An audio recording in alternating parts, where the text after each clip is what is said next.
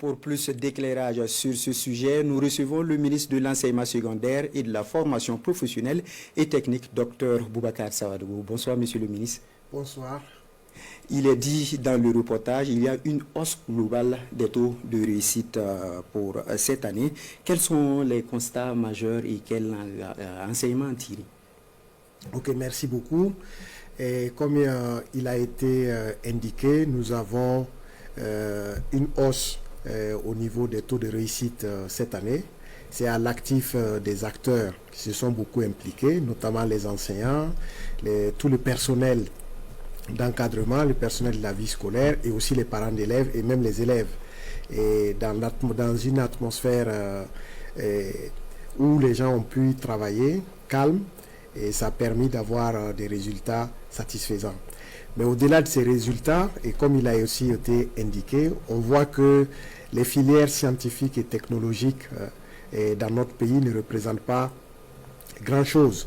Et nous avons indiqué qu'il n'y a que 15% des admis au baccalauréat qui sont dans ces filières scientifiques technologiques. Et pour illustrer, on peut donner comme une filière comme l'énergie solaire, qui est très importante aujourd'hui, elle n'est présente que dans 3 régions. Et pour l'ensemble du Burkina Faso, cette année, nous avons eu que 110 bacheliers. Et je peux prendre un autre exemple, comme la maintenance industrielle, qui n'est aussi présente que dans 3 régions où on a que quelques centaines de bacheliers. Donc ça cache des disparités. Si je vais vers les télécommunications, aujourd'hui nous sommes à l'ère du numérique, etc. Les télécommunications, cette filière n'est présente que dans une seule région. Et cette année, nous n'avons enregistré que 50 bacheliers.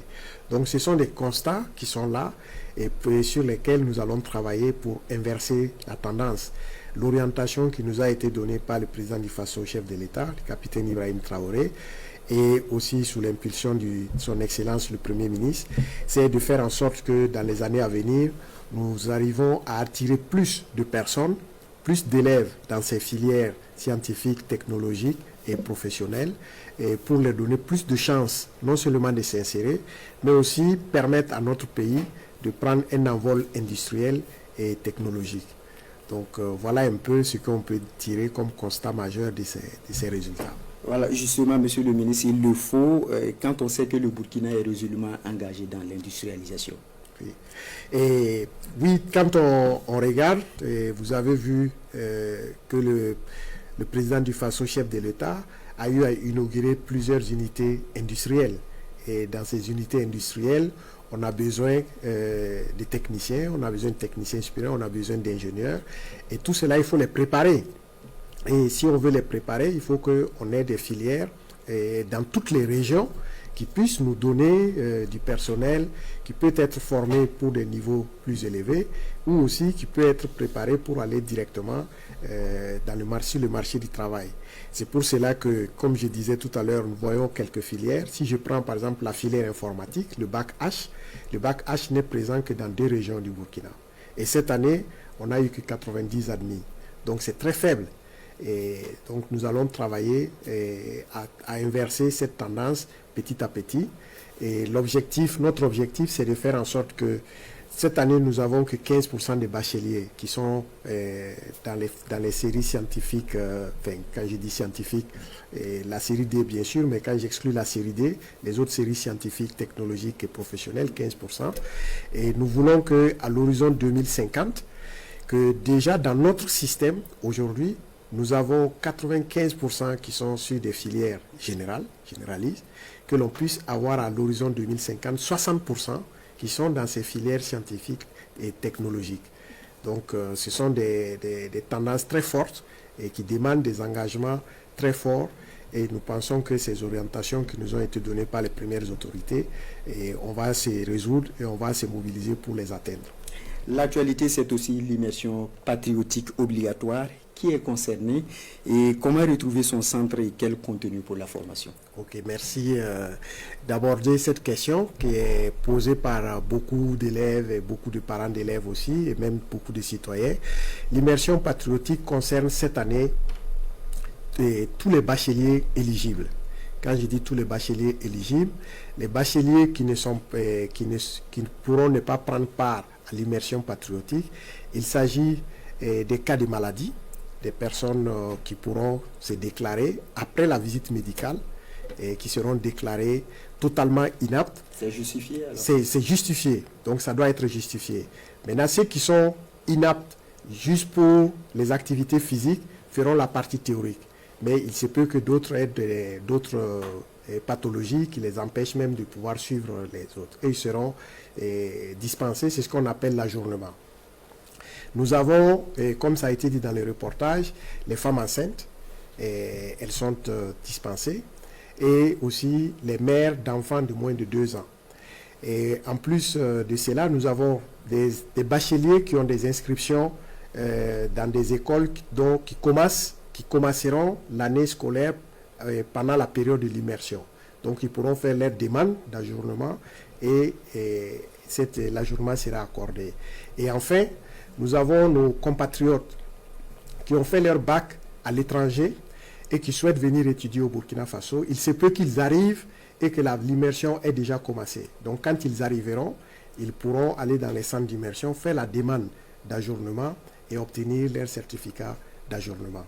Donc voici les catégories de personnes qui sont dispensées en tant que bacheliers. Bien sûr, tous les bacheliers travailleurs du public comme du privé sont dispensés de l'immersion patriotique.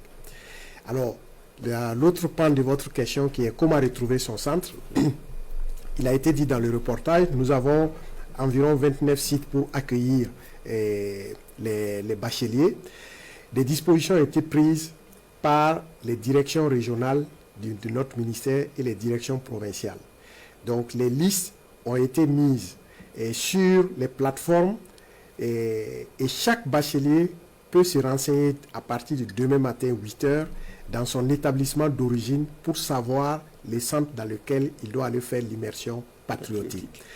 Et je voudrais profiter là pour vraiment informer toute l'opinion publique et aussi tous les bacheliers que toute liste qui circule et qui ne porte pas la signature et le cachet d'une direction régionale ou d'une direction provinciale du ministère de l'enseignement secondaire et de la formation professionnelle n'est pas une bonne liste. Parce que depuis que l'immersion patriotique a été annoncée, il y a une floraison de fake news sur les réseaux sociaux. Chaque jour, on découvre de nouvelles choses pour induire les gens en erreur. D'autres parlent de formation militaire. Il y a d'autres qui parlent de formation militaire. Il y a d'autres même qui ont divulgué des vidéos en disant que voilà comment l'immersion patriotique est en train de se faire. Alors que à ce jour, personne n'est encore dans un centre pour l'immersion patriotique. L'immersion patriotique, les bacheliers sont attendus dans les centres le 10 pour ceux qui ne résident pas au chef-lieu de région où ils doivent les rejoindre. Parce qu'il y a des provinces qui doivent rejoindre les chefs-lieux de région pour y passer leur immersion patriotique. Ceux-là vont être transportés et ils doivent rejoindre le 9. Ceux qui résident dans les chefs-lieux de province ou de région où va se passer l'immersion patriotique sont attendus le 11 dans tous les centres. Donc, voici des informations à prendre très au sérieux. Et ce sont ces informations qui sont fiables. Ce ne sont pas tout ce les informations fantaisistes qui circulent. Alors, monsieur le ministre, on parle de 6 modules à dispenser. Est-ce que rapidement on peut énumérer? Oui, on parle de 6 modules. Bon, ce sont des modules qui portent sur le civisme, sur la citoyenneté, sur les valeurs culturelles du Burkina Faso, sur l'histoire de notre pays, l'histoire politique. Ce sont des modules qui portent aussi sur la géopolitique. Et enfin, ce sont des modules qui portent sur le numérique et aussi l'entrepreneuriat. Vous savez, nous sommes au XXIe siècle, c'est le monde du numérique. Et l'entrepreneuriat, il est très important qu'on en parle. Et il n'y a pas longtemps, vous avez vu des chiffres qui ont circulé pour quelques milliers de postes qui sont lancés pour la fonction publique. Nous avons nous avions au moins 2 millions de candidatures. Donc il faut aussi que l'on puisse montrer aux gens et à ces bacheliers qu'il y a plusieurs manières de pouvoir s'insérer dans la vie active, plusieurs manières de pouvoir s'insérer dans le monde du travail que la voie de la fonction publique uniquement. Alors, monsieur le ministre, dans la pratique, que peut-on amener dans les centres d'immersion? Alors, tout bachelier qui va dans un centre d'immersion patriotique doit apporter avec lui du matériel de couchage, une natte ou un sac de couchage, une couverture, un drap et un seau pour pouvoir se doucher et les couverts, une assiette, des couverts avec un gobelet. Et donc, voici l'essentiel qui est demandé aux bacheliers qui vont aller en immersion patriotique. L'usage du téléphone portable pendant l'immersion patriotique est formellement prohibé. Donc, ils n'auront pas besoin d'utiliser leur téléphone pendant l'immersion patriotique.